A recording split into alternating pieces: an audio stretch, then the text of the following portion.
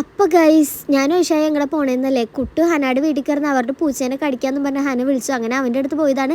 നമ്മളെ കണ്ടുപോയി അവൻ പിടിച്ചു ഓടി. അതിന് തിരിച്ച് വീട്ടിൽ വന്നപ്പോൾ അക്കു ഇതാ ഷേക്ക് അടിക്കാനുള്ള ഐറ്റംസൊക്കെ കടയിൽ പോയി വാങ്ങിയിട്ട് വന്നിട്ടുണ്ട്.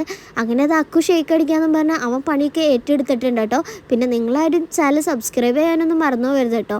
അങ്ങനെ ഇതാ നമ്മളെല്ലാവരും ഉമ്മമാരും നമ്മുടെ റിലേറ്റീവ്സ് അച്ഛനോ അടുത്ത് വന്നത് പോയേക്കായിരുന്നു. അതാണ് നമ്മൾ ആ സമയത്ത് ഈ പരിപാടിയൊക്കെ ഒപ്പിച്ചത്. അങ്ങനെ അതാ പഴമൊക്കെ ആഡ് ചെയ്ത ശേഷം ബൂസ്റ്റ് ആഡ് ചെയ്ത് കൊടുക്കുന്നുണ്ട്. പിന്നെ ഐസ്ക്രീമായിട്ട് ആഡ് ചെയ്ത് കൊടുക്കണം. ഐസ്ക്രീം കപ്പിൻ്റെ അവസ്ഥ വളരെയധികം പരിതാപകരമാണ്. പിന്നെ ഇച്ചിരി ഷോക്ക് കാണിച്ച് പാലൊക്കെ ആഡ് ചെയ്ത് കൊടുക്കുന്നുണ്ട്.